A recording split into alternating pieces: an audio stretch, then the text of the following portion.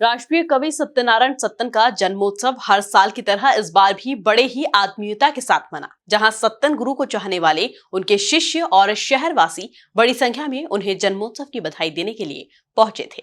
देखिए खास report.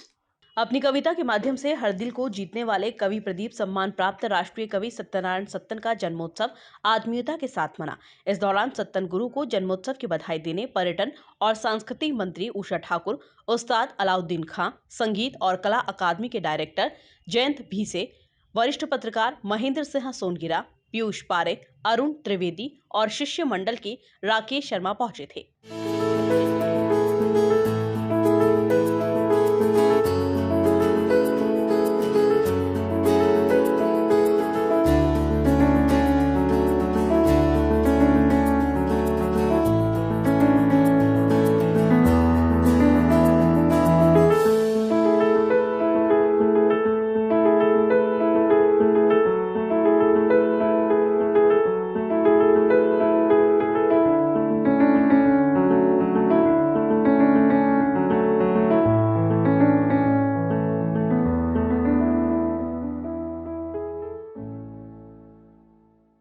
Media से बातचीत करते हुए सत्तन गुरु ने जन्मोत्सव पर बधाई देने आए सभी लोगों का आभार व्यक्त किया। घिस घिस गई कसौटी पर मेरी परख अभी बाकी है, ऐसा ही मेरी मान्यता है। कसौटियाँ घिस जाती हैं और मनुष्य की परख बाकी रह जाती है।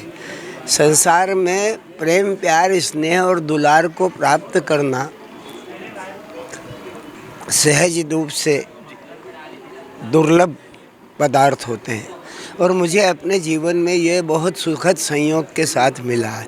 ये जो मेरे जन्म दिवस की प्रक्रिया है, उसमें ये राकेश शर्मा और विशेष मंडल के लोगों ने जिस तरीके से इस कार्य को संपादित करते हुए अपनी निष्ठाओं का परिचय दिया है, वो मेरे लिए तो इतना है कि उपकारी का अंग है। ये है, उनके उपकार से दबा हुआ महसूस करता हूँ मैं। मुझे कुछ करना ही नहीं पड़ता और व्यर्थ सम्मान मिलता है, लेकिन ये प्रेम, प्यार और दुलार को एकत्रित करने के ये जो सहयोगी जो हैं, ये जीवन में सामंजस्य बनाने में मेरे सहायक हैं। मैं इन सब के प्रति आभार की अभिव्यक्ति करता हूँ। उन तमाम लोगों के प्रति अपने आभार की अभिव्यक्ति करता हूँ जिनके अंतर मन में मेरे प्रति कोई लगाव की भावना है। भगवती सरस्वती का प्रसाद मुझे प्राप्त हुआ तो माता के प्रसाद से, पिता के आशीर्वाद से प्राप्त हुआ। वहीं बीजेपी के अलग अलग खेमों को सही दशा और दिशा दिखाने के सवाल का जवाब देते हुए सत्तन गुरु ने क्या कुछ कहा, जरा आप खुद ही सुनिए। ऐसा नहीं है, जब आदमी कुछ प्रगति के सोपान चढ़ जाता है और उसकी पहचान खड़ी हो जाती है और लोग उसके प्रति आदर के भाव की अभिव्यक्ति करने लगते हैं, तब वो अपना एक नया खेमा निर्वाचित करता है।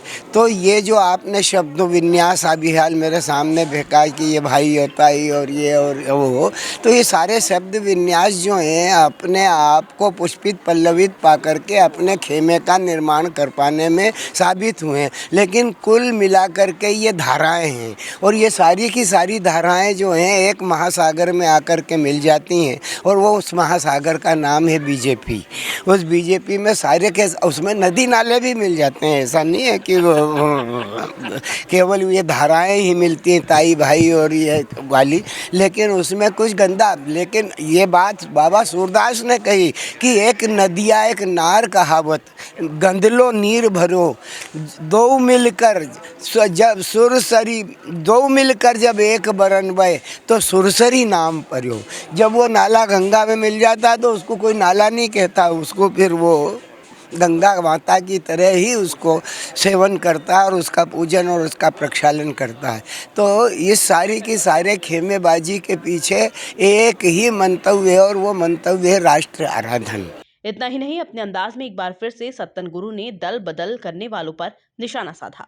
हम विष पी करके खुश होने वाले, क्योंकि जानते हैं कि सम्मान से विष खा करके महादेव हो गए और अपमान से अमृत पी करके सिर कटा लिया राहु ने। दल बदल करने वाले जो लोग हैं उन्होंने दल बदला, अमृत पिया।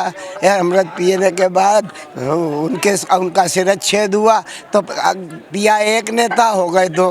तब से लगातार दल बदलुओं की जो पराकाष्ठा है वो निरंतर प्रवहमान है, बढ़ती चली जा रही है। और नैतिक दायित्वों का निर्वहन करने वाले जो लोग हैं उनको आयु की सीमा बता करके पीछे कर दिया गया है। इस दौरान बड़ी संख्या में शिष्य मंडल से जुड़े लोग और शहरवासी सत्तन गुरु को जन्मोत्सव पर बधाई देने के लिए पहुंचे थे।